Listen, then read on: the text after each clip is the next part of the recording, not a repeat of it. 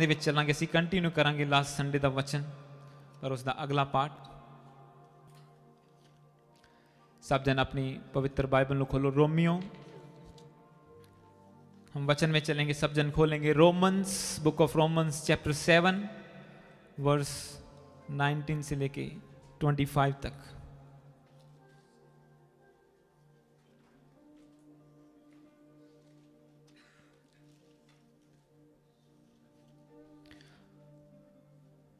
Romeo 7 chapter ओदा 19 तो लैके 25 तक असी पढ़ांगे। मैं उससे वचन तो कंटिन्यू करांगा जो असी लास्ट संडे प्रीच किया सी। पिछले संडे तुसी वचन दे विच सुनिया कि बर्थ ऑफ सिन, पाप दा जन्म किद्दां एक बंदे दे अंदर हुंदा है, किस तरह अभिलाषा जदों गर्भवती हुंदी है तां पाप नूं जन्म दिंदी है, और पाप जदों वध जांदा है, पाप जदों बहुत ज्यादा हो जाता तो मौत नूं एक बंदे दी लाइफ दे विच लैके आउंदा है। पर अज असीं उस वचन दे अगले पार्ट दे विच चलांगे कि यीशु मसीह जी ने कुर्बानी दी, जिहदे असीं प्रभु भोज नूं अज लै रहे हां, जिन्हों याद कर रहे हां, उहदे लहू बहाउण दा फिर की फायदा होया अगर सब ने मारी जाना था। पर अज दा वचन सानूं अगली रेवलेशन देगा। मैं इस वचन नूं पढ़ांगा, तुसीं सब जन अपनी बाइबल दे विच खोलोगे। Book of Romans chapter 7 verse 19 से लेके 25 तक। इसमें लिखा, क्योंकि जिस अच्छे काम की मैं इच्छा करता हूं वह तो नहीं करता, परंतु जिस बुराई की इच्छा नहीं करता वही किया करता हूं। अतः यदि मैं वही करता हूं जिसकी इच्छा नहीं करता, तो उसका करने वाला मैं ना रहा परंतु पाप जो मुझ में बसा हुआ है। इथों तक असीं लास्ट संडे वचन ते मन कीता सी कि अगर असीं वो काम करदे हां जो काम असीं नहीं करना चाहते, अगर मैं वो काम करता हूं जो मैं नहीं करना चाहता और जो मैं करना चाहता हूं मुझसे नहीं होता, तो इसका मतलब पाप का कंट्रोल, उसका कब्जा मेरी लाइफ के ऊपर, मेरी बॉडी के ऊपर, मेरे माइंड के ऊपर है, और वो पाप, उसकी ताकत मुझसे वो काम करवाती है जो मुझे नहीं करना चाहिए। और वो पाप, वो अभिलाषा, वो पाप को बढ़ाती जाती है, और वो पाप एक दिन बंदे को मृत्यु के द्वार तक, मौत के रास्ते पर लेके चलता है, और एंड में उसकी डेथ हो जाती है। और मैंने आपको बताया था कि डेथ एक ही प्रकार की नहीं है। मैंने आपको बताया था कि एक बंदा जिसे पता है ये बंदा गरीब है, फिर भी उसकी तनख्वाह नहीं दे रहा, उसकी आत्मा मरी हुई है, वो स्पिरिचुअली डेड है बंदा। जो गरीब को, जो किसी ओप्रेस्ड बंदे की सहायता नहीं कर रहा, वो स्पिरिचुअली डेड है बंदा। और फिर फिजिकल डेथ आती है जब बंदे की उम्र पूरी हो जाती है, और फिर एटर्नल डेथ जो अभी न्याय के दिन के बाद डिसाइड होगा कौन वहां पे जाएगा। आज हम इस वचन पे मनन करेंगे। इसके आगे मैं पढ़ूं, उसको कंटिन्यू करें कि कहता है कि जो मैं काम नहीं करना चाहता वो मुझसे हो जाता है, तो ये पाप है जो मेरे ऊपर, मेरे अंदर बसा हुआ है। इस प्रकार 21 में लिखा, इस प्रकार मैं यह व्यवस्था पाता हूं कि जब भलाई करने की इच्छा करता हूं तो बुराई मेरे पास आती है, क्योंकि मैं भीतरी मनुष्यत्व से तो परमेश्वर की व्यवस्था से प्रसन्न हूं, परंतु मुझे अपने अंगों में दूसरे प्रकार की व्यवस्था दिखाई पड़ती है जो मेरी बुद्धि की व्यवस्था से लड़ती है और मुझे पाप की व्यवस्था के बंधन में डालती है जो मेरे अंगों में है।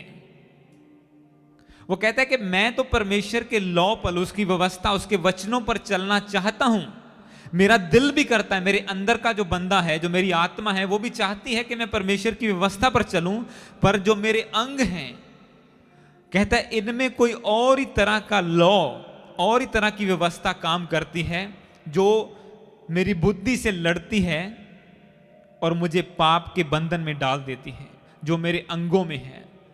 24 में लिखा, मैं कैसा अभागा मनुष्य हूं, मुझे इस मृत्यु की देह से कौन छुड़ाएगा। हमारे प्रभु यीशु मसीह के द्वारा परमेश्वर का धन्यवाद हो। 24 को मैं इंग्लिश में पढ़ूंगा। Wretched man that I am, Who will deliver me from this body of death? Thanks be to God through Jesus Christ our Lord. उसने कहा कि मैं जिंदा तो हूं पर मैं मृत्यु की दशा में हूं, इस मौत से मुझे कौन छुड़ाएगा? फिर अगली लाइन में कहता है कि यीशु मसीह का धन्यवाद हो, क्योंकि वही है जो मौत से छुड़ा के जीवन में प्रवेश करवाता है। और यही आज का वचन है हमारा, फ्रॉम डेथ टू लाइफ, मौत से पार होकर मृत्यु में प्रवेश करना। तो मैंने आपको बताया डेथ जो 3 प्रकार की। अब यहां पे जिंदा तो है, ये पौलुस पत्री लिख रहा है, वो जीवित है, फिजिकली जिंदा है, सब कुछ है, धरती पे काम कर रहा है, फिर भी वो कहता है कि मेरे अंदर एक पाप का ऐसा कब्जा हुआ पड़ा है कि मुझे लगता है कि मैं मर गया हूं। एक बंदा जो पाप में पड़ा हुआ है, ये वचन ये कहता है कि वो मरा हुआ है। वो कहता है मैं कैसा अभागा मनुष्य हूं, मुझे इस मृत्यु की देह से कौन छुड़ाएगा? वो देखता है कि कौन है छुड़ाने वाला, कौन मुझे डिलीवर कर सकता है इस डेथ से, जो जिंदा जो मैं जीवित बंदे की डेथ की बात कर रहा हूं, आत्मा के मरने की बात कर रहा हूं। वो कहता है कि इस डेथ से मुझे कौन छुड़ाएगा? मेरा कॉन्साइंस जो मरा हुआ है उसे कौन फिर से जिलाएगा? फिर अगली लाइन में कहता है कि हमारे प्रभु यीशु मसीह का धन्यवाद हो, पिता का धन्यवाद हो जो यीशु मसीह के द्वारा हमें डिलीवर करता है। अगर हम वचन में प्रोडिगल सन, जो उजाड़ू पुत्र, उसकी स्टोरी को हम पढ़ते हैं, सबने पढ़ी है उस स्टोरी को। एक उजाड़ू पुत्र कहता है कि मुझे ऐश करनी है, डैड मुझे सारा पैसा जो मेरा डिवाइड करके मुझे दे दो, मुझे अपनी लाइफ खुद एंजॉय करनी है। घर से चला जाता है, पूरी एंजॉय करता लाइफ को, सब कुछ सारा फन करके, सारे दोस्तों के साथ मिलके, दारू के अड्डों पे जाके, अलग अलग गलत रास्तों पे सारा धन उड़ा देता है। और बाद में क्या होता है? वो सूरों का खाना खाता है। और वचन में लिखा कि एक दिन वो अपने आपे में आता है और कहता है कि क्यों ना मैं अपने पिता के घर में जाऊं, क्यों ना मैं उसके पास वापस जाऊं, वहां पे तो नौकरों को भी अच्छा खाना मिलता है।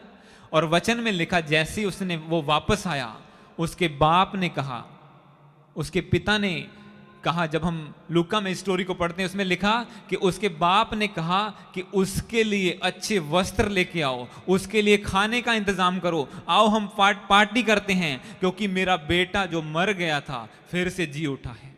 क्या वो मर गया था? मरा तो नहीं था वो। अगर वो मरा था तो फिर दौड़ के कैसे आया अपने घर वापस? पर उसका बाप कहता है ये स्पिरिचुअली डेड हो गया था इसने। और वो बंदा भी कहता है, वो बेटा भी कहता है कि हे पिता, मैंने स्वर्ग के विरुद्ध और तेरे विरुद्ध पाप किया है।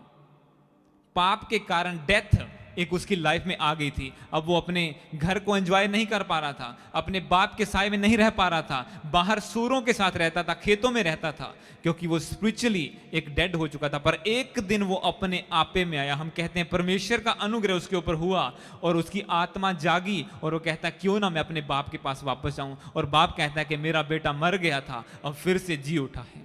और यही यीशु मसीह कहता है। वो नहीं कहता कि तू तो इन्हें पाप करदा सी, अज कि मेरा चेता आ गया तेनों, अज कितना चर्च आ गया तू। यीशु मसीह के पास जब भी कोई आता है, वचन में लिखा कि वो हमसे इतना प्रेम करता है कि उसने अपनी जान भी हमारे लिए दे दी है। वचन कहता है कि अगर कोई भला बंदा दूसरे भले बंदे के लिए, किसी भले के लिए, अच्छे काम करने वाले के लिए कोई कुर्बानी दे तो दे, पर पापियों के लिए कौन कुर्बानी देता है? पर यीशु मसीह ने ऐसा किया।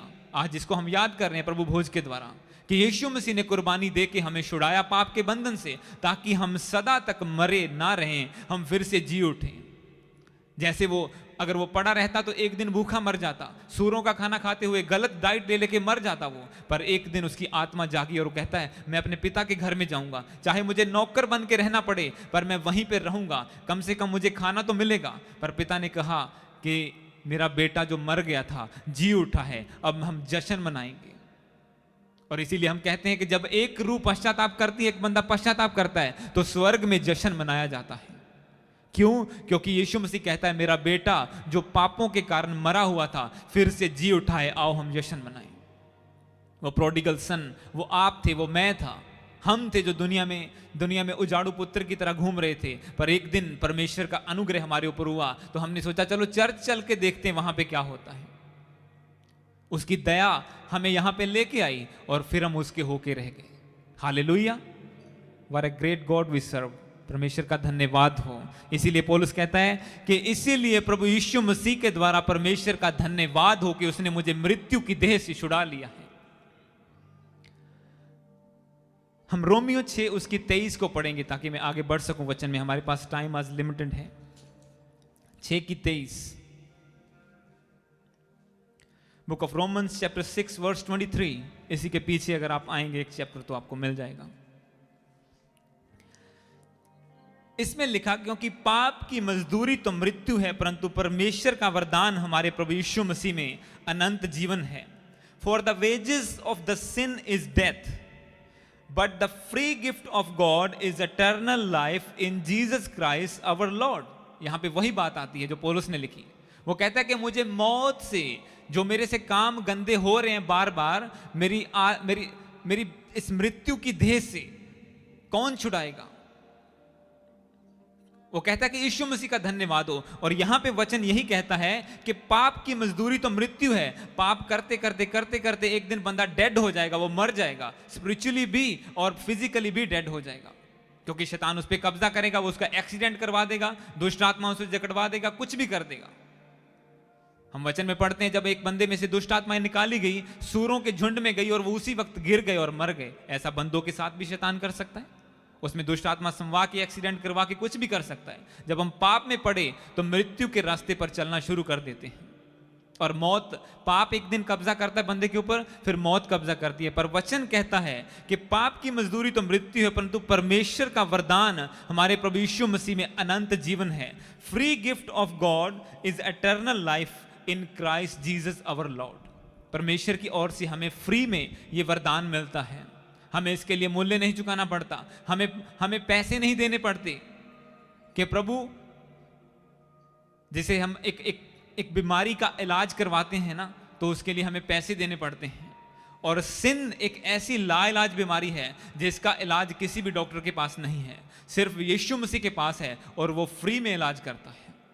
हालेलुया, वो फ्री में इलाज करता है। वचन कहता है कि अनंत जीवन परमेश्वर की ओर से हमें मिलता है। अब क्वेश्चन ये होता है कि एक बंदा कैसे उस एटर्नल लाइफ को प्राप्त करे,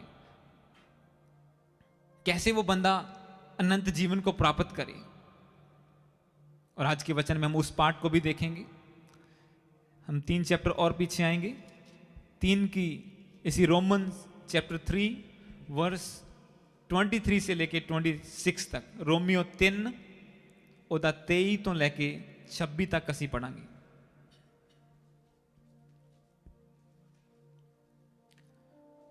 book of Romans chapter 3 verse 23, रोमियो 3 ਦਾ 23 ਤੋਂ ਲੈ ਕੇ 26 तक। इस वचन में लिखा, इसीलिए कि सब ने पाप किया और परमेश्वर की महिमा से रहित हैं। For all have sinned and fall short of the glory of God। परंतु उसके अनुग्रह से, उस छुटकारे के द्वारा जो मसीह यीशु में है, सेंत में यानी कि फ्री में धर्मी ठहराए जाते हैं। बिना कुछ पैसे लिए, बिना कुछ बलिदान लिए वो धर्मी ठहराए जाते हैं।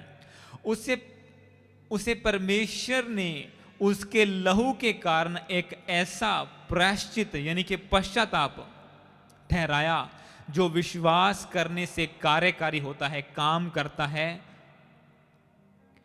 कि जो पाप पहले किए गए और जिन पर परमेश्वर ने अपनी सहनशीलता के कारण ध्यान नहीं दिया, उनके विषय में वह अपनी धार्मिकता प्रकट करे, वरन इसी समय उसकी धार्मिकता प्रकट हो के जिससे वह आप ही धर्मी ठहरे और जो यीशु पर विश्वास करे उसका भी धर्मी ठहराने वाला हो।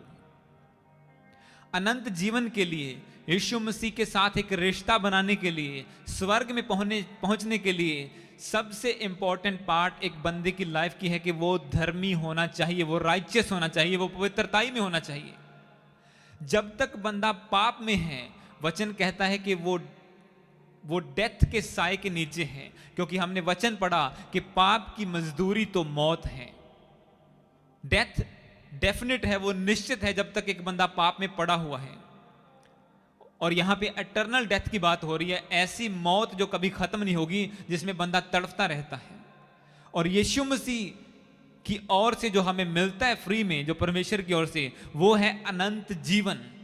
और यहां पे बताया गया है कि हर एक बंदे ने पाप किया and fallen short of the glory of the God, परमेश्वर की महिमा से वो रहित हो गए। जैसे जैसे पाप करते गए वैसे वैसे परमेश्वर से दूर होते गए।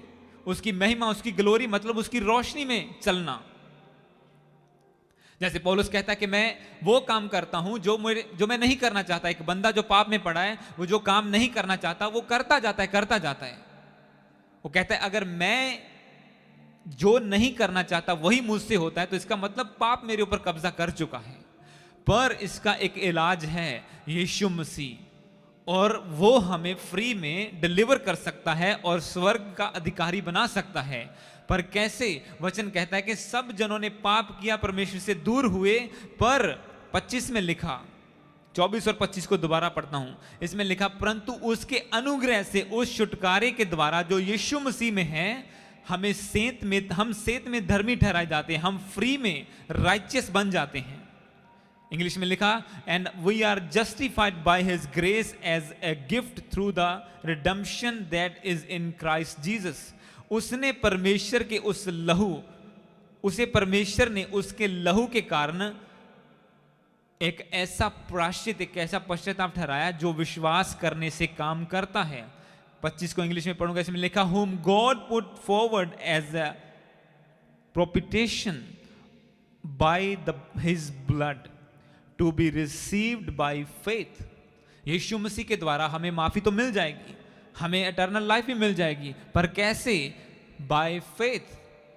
ये विश्वास करने के द्वारा काम करता है। बिना विश्वास के, चाहे यीशु मसीह ने कुर्बानी दे दी है, लहू बहा दिया है, फिर भी सब लोग क्यों नहीं डिलीवर हो रहे हैं? इवन कुछ क्रिश्चियन भी क्यों नहीं डिलीवर हो पाते? क्यों वो छुटकारा नहीं ले पाते? क्योंकि अभी तक उनका फेथ का लेवल वहां नहीं पहुंचा है कि यीशु मसीह मुझे इस पाप से भी आजाद कर सकता है, यीशु मसीह मुझे इस बीमारी से भी आजाद कर सकता है। मैं वेट करूंगा जब तक यीशु मसीह की डिलीवरेंस मेरे ऊपर नहीं आती तो। क्योंकि वचन कहता है कि जो काम प्रभु ने कर दिया, अब वो एक्टिवेट कैसे होगा? अब उसके ब्लड की पावर एक्टिवेट कैसे होगी? उसके लहू के द्वारा फ्री में हमारी डिलीवरेंस कैसे होगी? वचन में लिखा, विश्वास करने से ये कार्यकारी होता है, ये काम करना शुरू कर देता है यीशु मसीह का लहू। अब हम ना विश्वास करें तो कुछ नहीं है, हमने एक क्रैकर खाया और एक जूस लिया है। पर विश्वास करें तो वही प्रभु भोज अंदर हीलिंग को लेके आ जाता है, वही बंदे को हील कर देता है, उसी से रसौलियां निकल जाती हैं, उसी से पाप निकल जाता है, उसी से बंदे में से दुष्ट आत्मा निकल जाती है। किससे काम करता है यीशु का लहू? विश्वास करने के द्वारा। वचन कहता है कि विश्वास करने से ये कार्यकारी होता है, ये काम करता है यीशु मसीह का लहू, उसकी कुर्बानी, उसकी डिलीवरेंस। जब एक बंदा विश्वास कर लेता है कि हाँ, यीशु मसीह ने मेरे लिए क्रूस को उठा लिया है, मेरी शर्मिंदगी उसने उठा ली है, अब मैं शर्मिंदा नहीं हूं, अब मैं आजाद हूं, अब मैं डिलीवर्ड हूं, क्योंकि यीशु मेरे लिए मारा जा चुका है। हालेलुया। और यही सुसमाचार है, असली गॉस्पेल यही है कि यीशु मसीह ने हमारे लिए कुर्बानी दे दी है। अब हमें मरने की जरूरत नहीं है, हमें पाप में पड़ने की जरूरत नहीं है। हम अगले वचन को पढ़ेंगे, रोमन्स चैप्टर 5 वर्स 12 से लेके 21 तक। रोमन्स चैप्टर 5 वर्स 12 से लेके 21 तक। इसी का अगला चैप्टर 5 का 12 से लेके 21 तक। ये लंबा है वचन, इसको मैं पढ़ दूंगा जल्दी से। इसमें लिखा, इसलिए जैसा एक मनुष्य के द्वारा पाप जगत में आया और पाप के द्वारा मृत्यु आई, इस रीति से मृत्यु सब मनुष्यों में फैल गई, क्योंकि सबने पाप किया। व्यवस्था के दिए जाने से तक पाप जगत में तो ना था, परंतु जहां व्यवस्था नहीं वहां पाप गिना नहीं जाता। तो भी आदम से लेकर मूसा तक मृत्यु ने उन लोगों पर भी राज्य किया जिन्होंने उस आदम से, जो आने वाले का चिन्ह है, कि अपराध के समान पाप ना किया। 15 में लिखा, पर जैसी अपराध की दशा है, वैसी अनुग्रह के वरदान की नहीं, क्योंकि जब एक मनुष्य के अपराध से बहुत लोग मरे तो परमेश्वर का अनुग्रह और उसका जो दान मनुष्य के अर्थात यीशु मसीह के अनुग्रह से हुआ, बहुत से लोगों पर अवश्य ही अधिकाई से हुआ। मतलब अनुग्रह ज्यादा होता है परमेश्वर का जहां पाप ज्यादा होता है। जैसा एक मनुष्य के पाप करने का फल हुआ वैसा ही दान की दशा नहीं, क्योंकि एक ही के कारण दंड की आज्ञा का फैसला हुआ, परंतु बहुत से अपराधों के कारण ऐसा वरदान उत्पन्न हुआ कि लोग धर्मी ठहरे। क्योंकि जब एक मनुष्य के अपराध के कारण मृत्यु ने उस एक ही के द्वारा राज्य किया, तो जो लोग अनुग्रह और धर्म रूपी वरदान बहुतायत से पाते हैं, वे एक मनुष्य के अर्थात यीशु मसीह के द्वारा अवश्य ही अनंत जीवन में प्रवेश करेंगे। मैं इसको दोबारा पढ़ूंगा। इसमें लिखा कि जब तो जो लोग अनुग्रह और धर्म रूपी वरदान बहुतायत से पाते हैं, वे एक मनुष्य के अर्थात यीशु मसीह के द्वारा अवश्य ही अनंत जीवन में प्रवेश करेंगे। इसलिए जैसा एक अपराध सब मनुष्यों के लिए दंड की आज्ञा का कारण हुआ, वैसे ही एक धर्म का काम भी सब मनुष्यों के लिए जीवन के निमित्त धर्मी ठहराए जाने का कारण हुआ। क्योंकि जैसा एक मनुष्य के आज्ञा ना मानने से बहुत लोग पापी ठहरे, वैसे ही एक मनुष्य के यानी कि यीशु मसीह की आज्ञा मानने से बहुत लोग धर्मी ठहरेंगे। व्यवस्था बीच में आ गई कि अपराध बहुत हो, परंतु जहां पाप बहुत हुआ वहां अनुग्रह उससे भी कहीं अधिक हुआ कि जैसा पाप ने मृत्यु फैलाते हुए राज्य किया, वैसे ही हमारे प्रभु यीशु मसीह के द्वारा अनुग्रह भी अनंत जीवन के लिए धर्मी ठहराते हुए राज्य करे। हालेलुया। तो यहां पे वही वचन फिर से रिपीट होता है कि पाप की मजदूरी क्या है, वो मौत है। वचन में लिखा कि जब आदम ने पाप किया, मृत्यु उसके द्वारा सब लोगों में फैल गई। उसके ऑफस्प्रिंग में जितने भी लोग थे, जितने आगे पैदा हुए, हर एक जन पाप में पैदा हुआ। जब हम वचन संहिता को पढ़ते हैं उसमें दाऊद कहता है कि मैं पाप में पैदा हुआ, मेरी माता के गर्भ में मेरी माँ ने मुझे पाप में कंसीव किया, और जब मैं पैदा हुआ तो मैं तो पैदा होते ही पापी था। और एक बंदा जब ये कहता है कि मैंने कोई पाप नहीं किया, उस समय वो पाप कर रहा होता है, क्योंकि वो झूठ बोल रहा है। क्योंकि वचन कहता है दुनिया में कोई भी धर्मी नहीं, सब ने पाप किया और परमेश्वर से दूर हो गए, सब परमेश्वर की ग्लोरी से दूर हो गए। क्योंकि आदम से जो लोग पैदा हुए वो आगे पाप में पैदा हुए। और वचन में लिखा जैसे एक बंदे के द्वारा सारी धरती पर मौत फैल गई, इसी तरह से एक धर्मी मनुष्य के मरने के द्वारा, यीशु मसीह की कुर्बानी के द्वारा सब लोगों में जीवन फैल गया। पर वो काम कैसे करेगा? जब बंदा विश्वास करेगा कि यीशु मसीह मेरे लिए मारा जा चुका है, अपना जीवन उसे दे देगा, उसके पीछे चलने का फैसला करेगा। क्योंकि विश्वास हर रोज नया होता जाता है। आपको स्टेप बाय स्टेप फेथ बढ़ाना होता है। एक नहीं कि एक दिन विश्वास कर लिया कि हाँ आज असी माफी मांग दिया, प्रभु साडे लिए मारा गया, गाड़ा गया, आज तो बाद असी जीवन उन्होंने देने और सारी कहानी खत्म हो गई। नो, वचन कहता है तुम्हारा फेथ बढ़ना चाहिए। हर रोज पवित्र आत्मा से परिपूर्ण होते जाओ, नए नए वरदानों की खोज में लगे रहो, विश्वास में बढ़ते जाओ। क्योंकि जहां जहां आपको चाहिए कि प्रभु यीशु मसीह काम करे, उसका ब्लड काम करे, उसकी डिलीवरेंस पावर काम करे, आपके फाइनेंस में, घर में, जहां पे भी, आपको वहां पे फेथ दिखाना होगा। क्योंकि वचन क्लियरली कहता है कि जो काम यीशु मसीह ने पूरा कर दिया क्रॉस के ऊपर, अब आपकी जिंदगी में तब लागू होगा जब आप विश्वास करेंगे। क्योंकि विश्वास करने से यीशु मसीह के सामर्थ्य, उसके लहू की पावर एक्टिवेट होती है। हालेलुया। यहां पे आदम के द्वारा पाप एक्टिवेट हुआ और सब लोगों में फैल गया। यीशु मसीह के द्वारा डिलीवरेंस, एटर्नल लाइफ एक्टिवेट होती है और आपके घर में फैलती जाती है जितना आप विश्वास करते जाएंगे। क्योंकि 17 में क्या लिखा, इसको मैं दोबारा पढ़ूं तो इसमें लिखा क्योंकि जब एक मनुष्य ने कि अपराध के कारण मृत्यु ने उस एक ही के द्वारा राज्य किया, तो जो लोग अनुग्रह और धर्म रूपी वरदान से बहुतायत से पाते हैं, वे एक मनुष्य के यीशु मसीह के द्वारा अवश्य ही अनंत जीवन में प्रवेश करेंगे। वो डेफिनेट वचन कहता है कि जो लोग उस पर विश्वास करेंगे वो डेफिनेटली अनंत जीवन में प्रवेश करेंगे। हम जल्दी से आखिरी 2 वचनों को पढ़ेंगे और आगे बढ़ेंगे। यूहन्ना 5, book of John chapter 5 verse 24। यूहन्ना 5 उसका 24।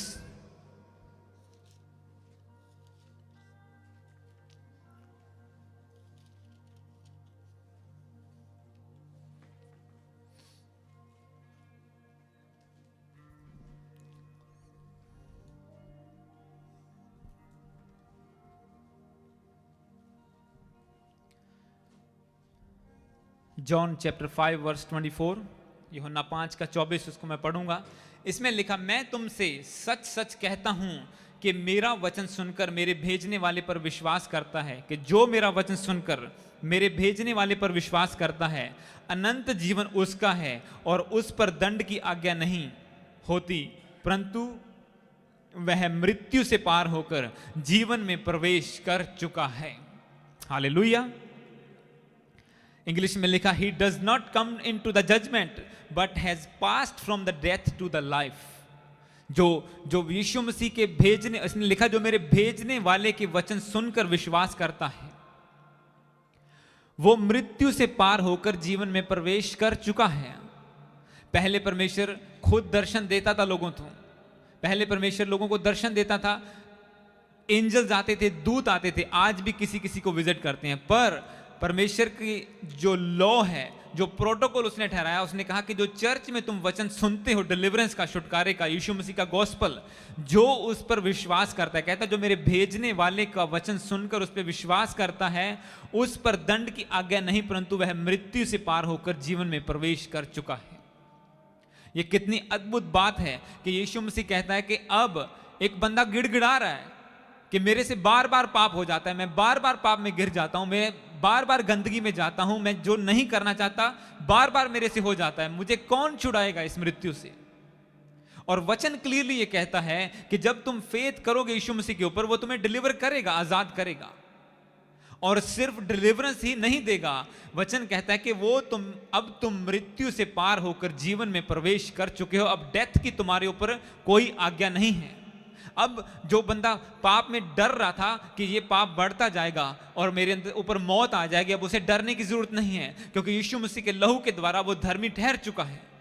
और उस धार्मिकता के कारण, विश्वास के कारण, वचन कहता है कि अब वो मौत से पार होकर जीवन में प्रवेश कर चुका है। जीवन, अनंत जीवन, ऐसा जीवन जो कभी खत्म ना होगा, ऐसा जीवन जो यीशु मसीह देता है, ऐसा जीवन जहां पे कोई दुख नहीं है, बीमारी नहीं है। वो रेवलेशन में आपको मिलता है जब आप बुक ऑफ रेवलेशन को पढ़ते हो, कि जहां पे ना रोना होगा, ना कभी अंधेरा होगा, ना पाप होगा, वहां पे सिर्फ हैप्पीनेस और लाइट ही होगी, और यीशु मसीह होंगे और उसके लोग होंगे। ऐसे जीवन में यीशु मसीह चाहता है कि उसके लोग प्रवेश करें। पर जब एक बंदा बार बार अभिलाषा करता है और वो पाप में फंसता जाता है, तो इस वचन से, इस छुटकारे से वो दूर होता जाता है। पर जैसे आप फेथ करेंगे, जैसे आप बिलीव करेंगे कि नहीं, अब मेरे ऊपर मौत की आज्ञा नहीं, क्योंकि मैं प्रभु पर विश्वास करता हूं, मैं पाप में नहीं हूं, यीशु मसीह का लहू मुझे सब पापों से शुद्ध कर चुका है, अब मैं मृत्यु से पार होकर जीवन में प्रवेश कर चुका हूं। डेथ से निकलकर लाइफ में एंटर करना, यीशु मसीह ने यह प्रूव करके दिखाया। यीशु मसीह जब क्रूस पर चढ़ाए गए,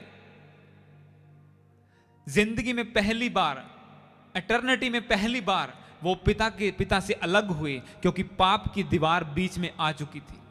इसीलिए उसने कहा, हे पिता, तूने मुझे क्यों त्याग दिया, तूने, why have you forsaken me my father. उसने कहा, पिता, तूने मुझे इग्नोर क्यों किया, मैं क्यों तुझसे सेपरेट हुआ। सबसे बड़ा दुख की बात यीशु मसीह की लाइफ में ये नहीं थी कि उसने क्रूस उठाया, उसके हाथों पैरों में कील ठुके। सबसे दुख की बात ये थी कि वो परमेश्वर की ग्लोरी से अलग हो चुका था। और आज चाहे क्रिश्चियन हो, चाहे कोई भी बंदा हो, उसी की प्रेयर लाइफ से अलग हो जाता है, चर्च से अलग हो जाता है, परमेश्वर की प्रेजेंस से दूर हो जाता है, उसे कोई परवाह नहीं है।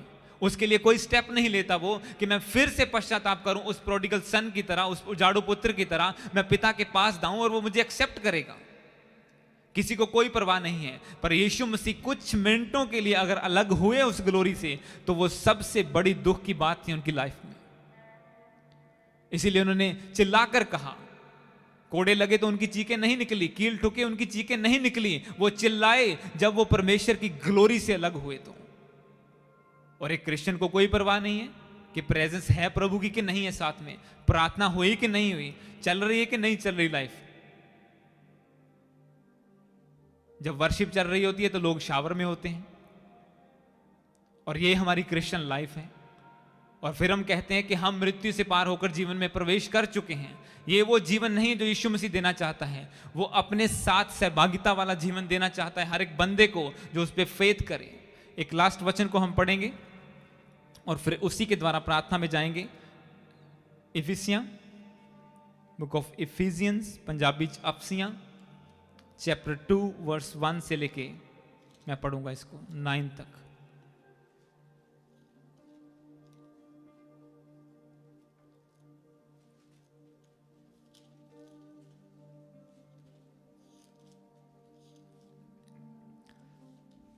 इफिसियां 2 ਉਹਦਾ 1 ਤੋਂ ਲੈ ਕੇ 9 ਤੱਕ ਅਸੀਂ ਪੜਾਂਗੇ।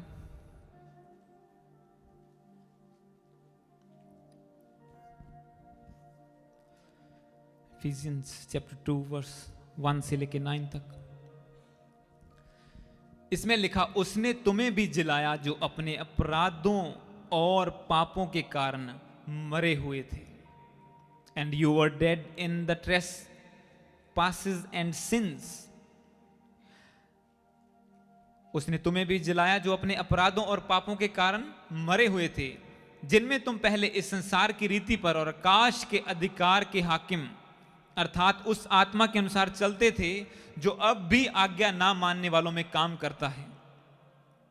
इनमें हम भी सब के सब पहले अपने शरीर की लालसाओं में दिन बिताते थे और शरीर और मन की इच्छाएं पूरी करते थे और अन्य लोगों के समान स्वभाव ही से क्रोध की संतान थे। परंतु परमेश्वर जो दया का धनी है, उसने उस बड़े प्रेम के कारण जिससे उसने हमसे प्रेम किया, जब हम अपराधों के कारण मरे हुए थे तो हमें मसीह के साथ जिलाया। अनुग्रह ही से तुम्हारा उद्धार हुआ है। By grace you are saved. और मसीह यीशु में उसके साथ उठाया और स्वर्गीय स्थानों में उसके साथ बैठाया, कि वह अपनी उस कृपा जो मसीह यीशु में हम पर है, आने वाले समयों में अपने अनुग्रह का असीम धन दिखाए। क्योंकि विश्वास के द्वारा अनुग्रह से तुम्हारा उद्धार हुआ है, और यह तुम्हारी ओर से नहीं वरन परमेश्वर का दान है, और ना कर्मों के कारण, ऐसा ना हो कि कोई घमंड करे। तो अभी मैंने आपको वचन में क्या बताया कि जब परमेश्वर का जो उद्धार है वो फेथ के द्वारा एक्टिवेट होता है, और यहां पे वचन यही कहता है कि विश्वास के द्वारा अनुग्रह से तुम्हारा उद्धार हुआ है, और यह तुम्हारी ओर से नहीं परमेश्वर की ओर से दान है। 8 में लिखा, for by grace you have been saved through faith, and this is not your own doing, it is the gift of God. तो कोई बंदा इसे पैसे से नहीं खरीद सकता। वचन कहता है तुम अपने कामों से धर्मी नहीं ठहर सकते कि असी बड़ा दान पुण्य कर दिया, असी चंगे हैं, जो मर्जी कर लो, पर जब तक यीशु मसीह पर विश्वास करके पापों से पश्चाताप करके उसे अपना जीवन समर्पित करके हम नहीं चलेंगे, तब तक वो कंप्लीट डिलीवरेंस, वो कंप्लीट हीलिंग, वो कंप्लीट छुटकारा हमारी जिंदगी में नहीं आएगा। तब तक बंदा मौत के साए के नीचे चलता जाएगा, क्योंकि वचन कहता है कि तुम जो पहले मरे हुए थे उसने तुम्हें भी जिलाया है। पहला 2:1 में लिखा, उसने तुम्हें भी जिंदा किया, जिलाया, जो अपने अपराधों के और पापों के कारण मरे हुए थे। अब हम मरे तो नहीं थे, पहले जिंदगी जी रहे थे। जैसे मैंने आपको बताया, जो उजाड़ू पुत्र था मर तो नहीं गया था, पर परमेश्वर के वचन में लिखा है कि उसके पिता ने कहा, मेरा पुत्र जो मर गया था फिर से जी उठा है, आओ हम जश्न मनाएं। इसीलिए वचन कहता है, तुम जो पहले अपनी शरीर की इच्छा को पूरी करते थे, शैतानी चीजों के पीछे चलते थे, अपने शरीर की अभिलाषाओं को पूरा करते थे, तुम अपने पापों के कारण मरे हुए थे, और अब यीशु मसीह में तुम फिर से जी उठे हो। तुम मृत्यु से पार होकर जीवन में प्रवेश कर चुके हो, जो लोग विश्वास में है पूरे परमेश्वर के ऊपर। हालेलुया।